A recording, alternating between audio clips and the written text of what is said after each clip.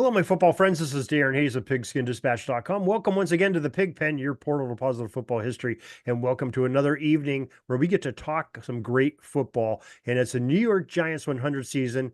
And what better thing to do on Mondays is talk about the Giants and their great history and some of the great players and coaches and people associated with game and events that have made Giants history. Now, we have our friend Larry Schmitt on tonight. Great Giants historian that does a lot for the team and studies it quite a bit. Larry, welcome back to the Pig Pen. Thanks for having me back, Darren. Always my pleasure. Yeah, Larry, we have a very special person that you want to talk about tonight, and kind of excited to hear about this because this gentleman was one of my late father-in-law's favorite Giants players. He's a big Giants fan, and he talked about this gentleman all the time to me. So we can't wait to hear what you have to say about him. Yep, Sam Huff, the player who really brought defensive football to in the public perception, and he was the first star of pro football and the first media personality of pro football. And he was also my father's favorite player. And my father played he played football in high school and college, and he played semi-pro football for a few years. And my father was a center, but he wore number 70 when he played football because Sam Huff was his favorite. And Uh, not to get too far ahead of the story, but I think most people are aware that Sam Huff had a legendary grudge against the Giants coach, Ali Sherman, for trading him. And, all I could say is that this person who held the second hardest grudge against Ali Sherman for trading Sam Huff was my father. Decades later, I'd be going to the Meadowlands to see Phil Simms and Lawrence Taylor, and we tailgate, and he loved talking about the old Giants at Yankee Stadium. And he would still have a few colorful metaphors whenever Ali Sherman came up for trading Sam Huff. so even decades later, you still had an angst against Ali Sherman for the big trade. he and until Ali Sherman's last breath, and maybe the late Sam Huff's last breath, he was still. I think that fire still burned. Well, hey, that's part of fandom, There's It is I'm, absolutely, I'm absolutely. sure Hey, we he was we passionate. He played football with passion, and that was part of it. I'm sure if you dig deep enough that you have regrets of any fan against their team or some former coach or general manager of their Mm-hmm. team of some beef of losing a great player. That's right. Uh, yeah.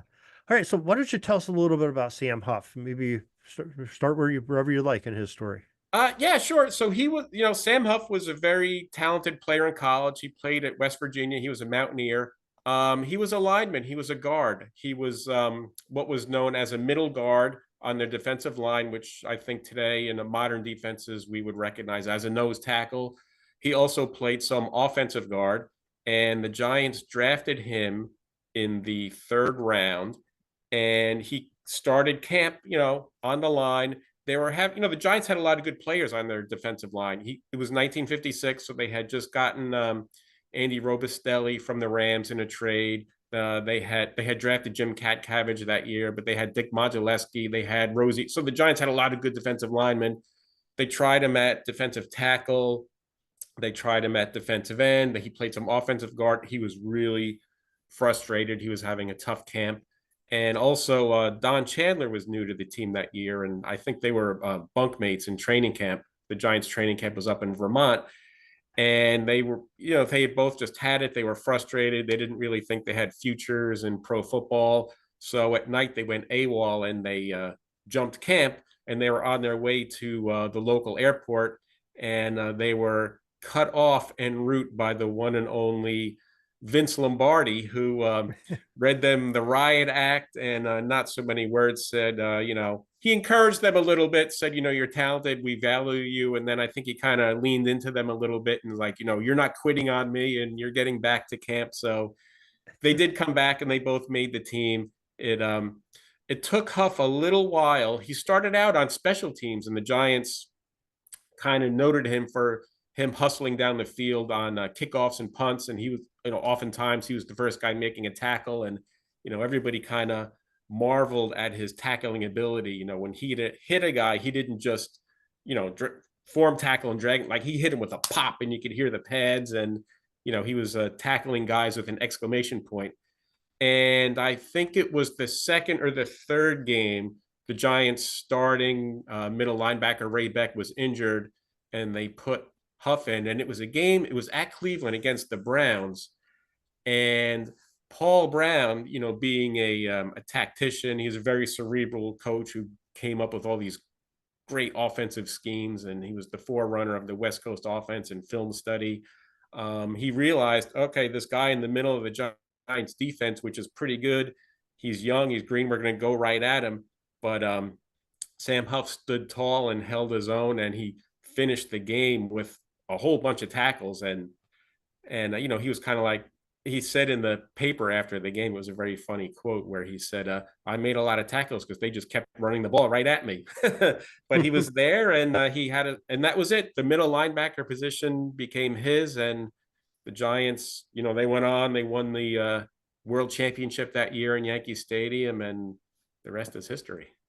Yeah, that was pretty much a milestone for the position of middle linebacker. Tom Landry's a defensive coordinator, like we talked about a couple weeks ago in our NYG 100 series, and Right. he used Sam Huff as that chess piece, in particular against Paul Brown's offenses that were I giving everybody troubles, I right? am so glad you said chess piece, because oftentimes, so that's how Paul Brown envisioned a football field. And Tom Landry, who was the Giant, he was now their full-time defensive coach. He had been a player coach under Steve Owen, when we talked about the umbrella defense, which was the forerunner of what Landry called the coordinated 4-3. So, and it kind of started with the Browns a little bit, because Bill Willis was a middle guard, but he didn't always play like on the nose in a 3-point stance on the line of scrimmage. Sometimes he would come back off the line, maybe a step or two, a half yard, sometimes in a 3-point stance, sometimes in a 2-point stance, which would kind of look like what we now recognize as the middle linebacker. So there was some, That's a big middle linebacker. yes, and he was a two-way player. He also played center on offense. Yeah. And so Landry took that a little further. Now, Tom Landry had an engineering degree. He was a very, very intelligent, very cerebral man. And he also saw his 11 players on defense, not only as chess pieces, but like as cogs as a machine. And he envisioned all 11 men operating as a single unit. And, so all the linemen had responsibilities, the linebackers, and Sam Huff was in the middle of that. But what Sam Huff did a little further was, not just playing a little off the line. He was like a full 3 yards back between the two defensive tackles with his hands on his knees. And he could see the backfield. It gave him a great view. He could see above the lineman. He could see the center, which was one of his keys, and he could see the two backs. And that was what Tom Landry, through film study, taught him to read, which is what he called keys, looking at, where the back set up. And Sam Huff got to the point where he could notice if one of the backs was cheating a little forward. He said, okay, then I know a run is coming. Or if he was set back, and he could kind of see if he's like leaning a little left or right, he's going to go out for a pass, or he's going to stay into pass block. And at the snap of the ball, he would watch the center and he would watch the guards. And he even said that he could listen to the quarterback's cadence and kind of get clues as to what was going on. So he was very much, in tune with Tom Landry, not just being this big, strong, athletic brute, creaming guys, which he did, but he also was very engaged in the game mentally. Like if you think of the 11 players as chess pieces, you have the pawns, the rooks, the knights, the bishops. I think Tom Landry probably saw Sam Huff as his queen, where he could roam side to side. He gave Sam Huff the liberty to kind of read the keys and diagnose the play on his own. He wasn't as strictly bound to the X's and O's on the chalkboard like I think most of the other players probably were. And he could go side to side. He could make plays, and he can chase Jim Brown, or he could drop back and cover passes. And he did. He was the center of the defense, and he was also a very fiery and emotional and the heart and soul of that defense too. And when you have some of the talent in front of you, like you just described, defensive line, you got some guys that are going to eat up some blocks from those big guys on the offensive line, so you can roam a little freer that way too at middle linebacker. That's true. And and Sam Huff was, he got all the accolades. He was on the cover of Time magazine. He was the first mic'd player. Had his own TV special with Walter Cronkite. It didn't seem to go to his head when I read, interviews with him and I read the newspaper stories. He was always, always, always very complimentary of all his teammates. He said, the guys in front, they keep me free of blockers. And I know the guys behind me, everybody knows their role in the defense. It's just kind of designed to funnel plays to me and I make the tackles. But he always complimented his teammates, and all those Giants players, like they revered Tom Landry and they credited him with their success as well. Yeah, I think that came as quite a shock to more than a few people. I got some comments on that on the Tom Landry thing, and I addressed it sort of, Tom Landry's importance to the Giants, and modern day Giants fans are like, what do you mean? That's he's Oh, a cowboy. You can't have yeah, that. you think of the Tom Landry fedora, on the Right. sideline at Texas Stadium, but he was a Giant first. And not to get too far off the subject, but after he was, unceremoniously ousted, for those who remember when Jerry Jones bought the Cowboys and, it kind of rudely ousted Tom Landry. Tom Landry told Wellington Mara that from then on, he was a Giants fan and he followed the Giants, even though he still lived in Texas. He followed the Giants and he always came to New York at least once a year to follow the Giants. So he spent the rest of his life as a Giant fan too. Yeah, and he's a good human being too. I didn't always. Absolutely. I mean, when I was younger, and my team had to play against them in a couple Super Bowls. And it was like the rival, and you know, My team had to play in the same division. We had to yeah, play yeah, them that's twice a true. That's year, and true. we usually got our rear ends kicked. Yeah, but yeah, I mean, but really, he did a lot for Sam Huff, and I think Sam Huff did a lot for Tom Landry and the rest of the Giants by Yeah, he brought really. a lot of notoriety to defensive play, which you know helped Tom Landry eventually land the Cowboys job. Yeah, so you said a little bit about it, but something my father-in-law would always talk about is when he was a kid. He grew up in Vermont, and so I can't remember when it was on. It was on like some odd hour that he would wait for that. One of his two or three TV stations come on, and that TV show of Sam Huff, That's and right. and they had I think they had a little saying or a song or something he would say all the time, but that started the show off, and he just loved it. He loved it, 50 years after it happened, and Yeah. just couldn't talk enough about it. So that was sort of like the first big media frenzy for an athlete to have their own show. Am I correct on Yeah, that? that's right. And it started with the Giants. When they moved to Yankee Stadium, they won the NFL title in 1956. All of a sudden, the Giants crowd started getting bigger and bigger. The newspapers were giving them more and better coverage. Advertisers starting to catch on, and then it really exploded in 1958 before the greatest game ever played with the Colts in the overtime game, which on television that was like the big one. But the Giants had that rivalry with the Browns that year. And late in December, the Giants were in the race for the title. They were a game behind Cleveland. And the last game of the year, they were playing the Browns in Yankee Stadium, and it was snowing. And Pat Summerall kicked that famous field goal in the snow to tie it. And then it forced a playoff game. In that game, on the very first play, the Browns, they handed off to Jim Brown, and he went 65 yards for a touchdown. It was 7-0. And the Giants players, were on the sideline and said, "That's it. He's not getting anything on us the rest of the day." And and it's true, they shut him down. He had that 65-yard run, and I don't remember off the top of my head what the total was, but they held him under 100 yards, which after Wow. 65 yards on one carry in the first quarter, that's a pretty good accomplishment. And the Giants I'll won that say. game 13-10. And then they had the playoff the next week, which is also at Yankee Stadium. And that all the Giant players said the best game they ever played was when they beat the Browns that week. It was 10-0. And that was Jim Brown's worst game statistically. He had something like 8 yards on 6 carries. And Wow. they shut down the Brown, you shut down Jimmy Brown. And, in that era, you shut down the Browns. Yeah, well, most definitely. And then they played the Colts the next week. And then mass hysteria, all of a sudden everybody notices pro football, and that began where football started to eclipse baseball in popularity.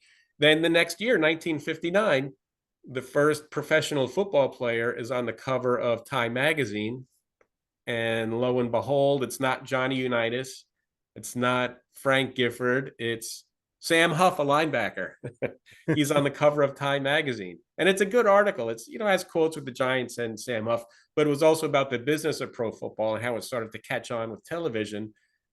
And then the next year, Sam Huff has his own TV special with Walter Cronkite, and he has that. It's funny in the film how he has this little tiny transistor in the back of his shoulder pads, but the thing is huge. It's like this big, and it has this big mic and all these wires, and it's masking tape in there. It's crazy, but years later, NFL Films would turn that into an art form. Yeah, people love mic players and mic coaches, but it started right there with Sam Huff and Walter Cronkite. So he's basically the first Mike linebacker and the first linebacker to be mic'd. So yes, outstanding. Well done.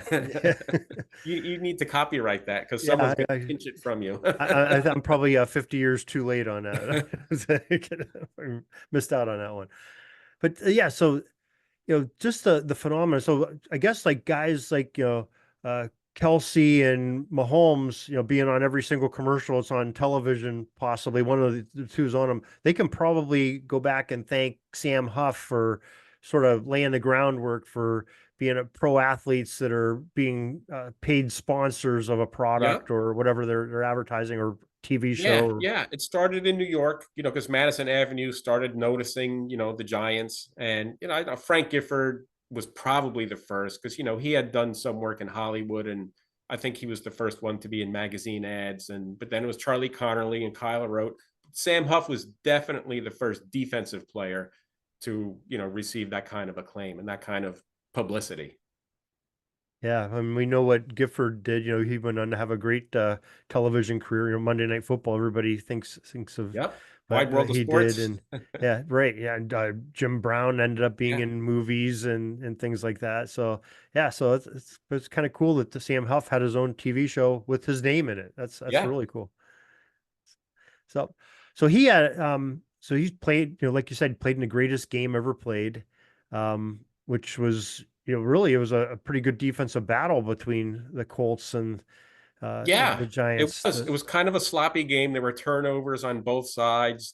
There was a questionable, first down call late in the game where the Giants thought they were going to be able to run the clock out. That kind of set the stage for the tying field goal and then overtime. So, was it the best 60 minutes of football ever played? Probably not. But it was on national TV live, and it was at that point probably the most dramatic that people saw on television, and the whole spectacle of a championship going into overtime had never been seen before, and that's what really got people very interested and very excited about football. Yeah, people got to see what the drama of football was all about. Yes, that game had a lot of drama, drama. And football is the perfect game for television. It absolutely is. You have that nice rectangle field. You have the high camera view. You can see everything. Even on black and white television, it still looks pretty good. And it makes sense. The Colts in those all white uniforms, and you've got the benefit. I mean, baseball, you got a lot of downtime where the announcers can talk, but probably too much. Where football, there's just enough, those 20 to 25 seconds, they can get their color commentary in, say a quick, little story, and get right back into the action and have something else to talk about. It has good pacing, and I don't think they had too many replays back then. But you have a play, you have some action, something happens, you talk about it, and then you go right back to it, and it's in a confined space, and it is very, very television friendly. Yeah, well, I'm pretty sure they didn't have any replays in '58 because I think the first instant replay was Roger Staubach at Navy in '63, and one of the games, it might have been the Army Navy game. Might have been the Army Navy game. Yeah, it might have been. So I think that's the first time on live television they replayed a play again. Well, I will defer to you on that. If I'm not, I might be mistaken, but you might be right. I could be. So I remember some things. I can retain some memories, so that's always a good thing. So let's get into, you alluded to it earlier, that your father was a little bit angry about a trade of Sam Huff. So tell us a little Yes. bit about that trade and where he went. Yes. So that 56 and 58, the Giants had a very good run. They won the East 3 years in a row, 61, 62, 63. They lost to the Packers and then the Bears. And there was a coaching change when Jim Lee Howell retired, and Vince Lombardi had gone to Green Bay, and Tom Landry had gone to Dallas. Andy Robustelli became the Giants' player coach, and he ran the defenses. Ali Sherman was the Giants' head coach, and he was a very, very intelligent offensive genius. He was a brilliant coach. He won. He was an assistant coach in the NFL for a while. He was actually with the Giants in the 40s, helping install the T formation to Charlie Connerly. He went to Canada to be a head coach. He won a couple of Grey Cups with the Winnipeg Blue Bombers, came back to the Giants in 1959. In fact, that year he helped Charlie Connerly be the NFL's most valuable player that year. He became the head coach. The Giants made the trade for Y.A. Tittle, and they had these fantastic, unheard of offensive seasons. And he had a good year in 61, splitting time with Connerly, but then 62, 63. But Sherman, he kind of had I don't maybe he had like an insecurity complex. He was a little paranoid. He didn't like, or I think it bothered him when because the Giants had a lot of big personalities on defense, Huff and Robustelli. I think it bothered him when the defense got too much credit. So he started changing personnel. In 62, they sent Rosie Greer to the LA Rams. And then in 63, he traded Dick Modzelewski to the Browns, and then most infamously, Sam Huff to the Washington Redskins. Oh boy, and a rival at that. So Yes. And so 1964, this is very interesting. I found this in the local newspapers last year. The Redskins were coming to New York, or it was the week 3 of the season, and it was a night game. It was a Friday night or a Saturday night, I forget. Because of the hype of Sam Huff coming back to New York, coming back to Yankee Stadium for the first time. And football games were blacked out in the local market at that time. You couldn't watch the Giants unless you drove to South Jersey or up to Connecticut or up in the Catskills. And they had this idea where they would have the games closed circuit in theaters around the tri-state area. Like they had some in Connecticut around Stamford, they had them in Westchester County, they had them in North Jersey. So Giant fans could go and watch the game and see Sam Huff playing for Washington in Yankee Stadium. Unfortunately, it was a mild success. They didn't sell as many tickets as they had hoped because neither team was very good. They both came into the game 0-2, and that probably affected ticket sales a bit. But there's some pretty good coverage in the newspapers, the Washington Post, the New York Times, and Newsday. They had features on Sam Huff and coming back. So, and he was eager and he really wanted to put on a good show. And that game was actually a week after the famous game in Pittsburgh when Y.A. Tittle got hit by John Baker and cracked his helmet and he's on his knees and his head is bleeding. This was the week after that. and that's the And cracked New York Giants helmet that's in the Pro Football Hall of that's Fame. right. And I've used that image a couple times. I took a photo of that when I Mm-hmm. was there. So Gary Woods started for the Giants and he played the first half, but Tittle dressed and he was ready to go.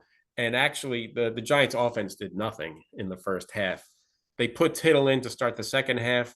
The Giants got, I think, 10 points, but then Tittle got hurt again, and Gary Wood had to come back in. The Redskins lost a fumble like inside the 20-yard line, and he bootlegged it in for a touchdown, and the Giants won. And Sam Huff is furious. He's saying, if our guy didn't fumble the ball, we would have won. So that grudge was still burning, but he got his revenge in 1966, most famously when the Giants had the worst team in their history and one of the worst teams in professional football history. They gave up over 500 points in only 14 games. And that day, the Redskins were leading 69-41 late in the fourth quarter. And the Redskins had the ball and they were running out the clock. And Sam Huff called a timeout from the sideline and sent in the field goal team to kick an extra 3 points to get the score over 70. And he said publicly in the newspapers that he did it to embarrass Ali Sherman in honor of all the great Giant teams of the past.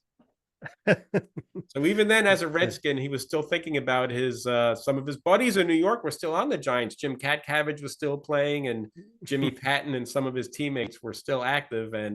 But he really wanted to stick it to Ali Sherman. I guess that's you said he had a grudge. That's definitely a grudge. That's Carried yeah, on forever. that's serious business right there. Yeah, wow. Fascinating stuff. So now you did your dad, did he still follow Sam Huff when he was a Redskin? He did. He did. He had a lot of respect for him and Vince Lombardi and Tom Landry as well. In fact, so Sam Huff retired. He played for the Redskins from 64 through 66. I'm sorry, 67. He made his last Pro Bowl in 64. Still had pretty good years. The Redskins weren't a good team. He was retired for 1968. But then when Vince Lombardi went to Washington, he talked Sam Huff out of retirement to help him get his team going and to be a player coach. So he played linebacker, and admittedly, and if Sam Huff has a good autobiography, Tough Stuff, which he wrote in the mid '80s. He even said, I knew I wasn't what I was. I was slow. I wasn't making the plays I should be making. He ended the year. He wasn't starting, but he was still there as a player coach and as a leader, and kind of one of Vince Lombardi's right hand men. Someone that he knew he could trust and that he respected. So that was his last year in 1969. Yeah, that's a shame that Lombardi didn't get a few more seasons because he was a young man when he passed away Yes, he from was. the He cancer. He only was. got that one season in Washington. That would have And been that was the interesting. first Washington season in a long time where they didn't have a losing record. I know their record wasn't great. They were like 7-5 or something like that. But they had, since like Sammy Baugh retired, they were at the bottom, near the bottom of the division most years. They struggled for a long time, and that's why they brought Lombardi there to turn it around. And he kind of did. Yeah, He definitely. got it going for George Allen, and they were in the Super Bowl a couple years later against the Dolphins. Yeah, that's true. But can you imagine? I always sit there and I always think about the Green Bay fans. They have all those years of glory of, and it's Lombardi. It's definitely Lombardi was the major factor in his organization and picking the right guys to play Mm-hmm. for Packers and getting them in the right places to win.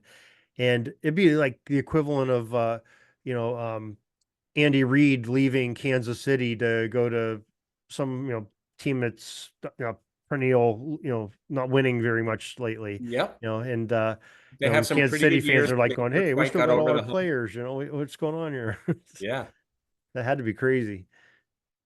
Yeah. Yeah. Well, Lombardi and Landry left the Giants, and they both got their own, dynasties going themselves.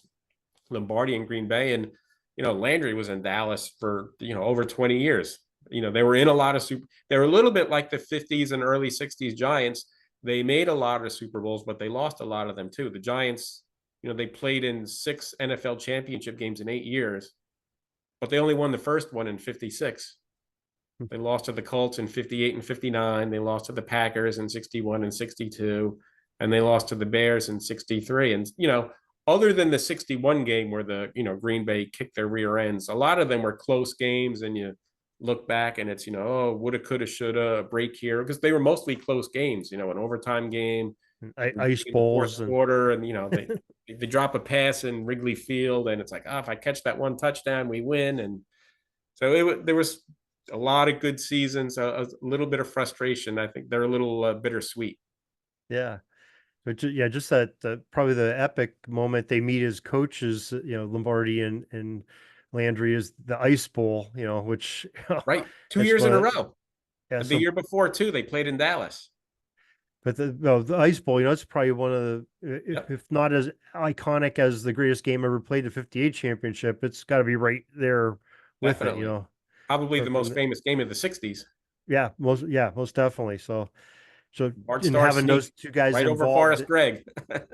but those two guys are involved and again now as head coaches. So it's That's just, right. you know, pretty good. You know, it's like the Eubank story. You know, he's in greatest game ever played. He's in the Jets. Yeah, he won one for the Famous Colts, and then he beat promise, the and Colts. yeah, it's just kind of neat. And Shula too, I guess he's involved in a lot.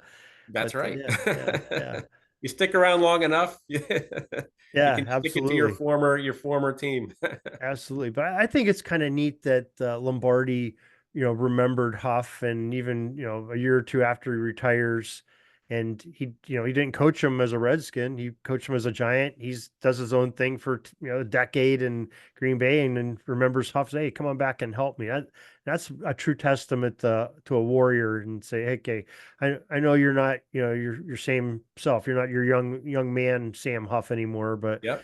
we'll take your experience and what you can pass on to others and any gameplay we get out of you. And, the system, what I want. So, Yeah. Well, another component of the Lombardi and Landry thing is the Giants in that era, particularly in the 50s when it was Lombardi coaching the offense and Landry coaching the defense, was the practices. The offense and the defense would really, they were very competitive. They would go at each other. And a lot of the Giants players on offense and defense would say, our practices were so intense that it made the games feel easy. So certainly, Lombardi, he's trying to show up Tom Landry and have his offense move the ball on the Giants defense. And Sam Huff is, creaming Gifford and Alex Webster and sacking Charlie. I'm sure he remembered that. And he's like, I need you to bring some of that grit down here to Washington to get my Redskins going for me. yeah, there's a lot of truth to that. I mean, I was fortunate enough. I got to spend an hour talking to John Kolb last week. We were at a thing where we were both getting on the same panel at a celebration of football history in Western Pennsylvania. Mm-hmm. So I was in the green room. I got to talk to him and hear stories about it. And he said more than once, he goes, because somebody asked, like, who was the toughest guy you played against? Played against, he goes, I had to go up against Elsie Greenwood and Mad Dog White and Joe Green and Jack Lambert every day. He goes, we practiced in pads, 5 days a week, had a day off and in shorts, and then played a game. Yeah. I said my practices were oftentimes a lot more challenging than, because it's your teammate and you don't want to have, you don't want Lambert to run by you or Joe Green to pancake you or anything like that. You want to hold your own and have their respect as your teammates. And Right. And at that time, football practices were real practices. They had the pads on and they would hit and you would practice goal line and everything was live. A yeah, lot different than, the post lockout today. yeah, and I think, there was injuries back in that era of football, the 70s and before when they practiced like that, but I don't know that there was as many injuries then as there is now. It seems like, I can't it seems like every week we have marquee players that are getting knocked out of and missing a substantial amount of time and on injuries that you never heard about back at, I guess they call them ACL and MCL now, but hey, the guy has a knee injury. He's going to be out for, Yeah. game. But sometimes they would tough it up and play. But I wonder if maybe the conditioning of hitting every single day, maybe the soft tissue injuries aren't as much back then as they are today.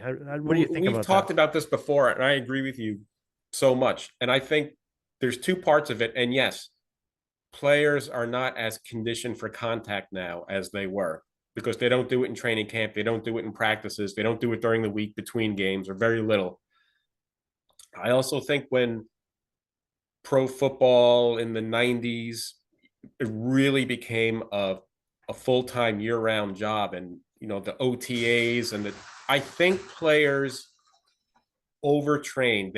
I think when players had an off season where they could get away from football and get away from the gym for a couple of months and do a side gig or just go on vacation and just not beat their bodies up and allow their bodies to recuperate does wonders for this, like you're talking about the knees and the joints and the connective tissues in the body, the ligaments and the tendons.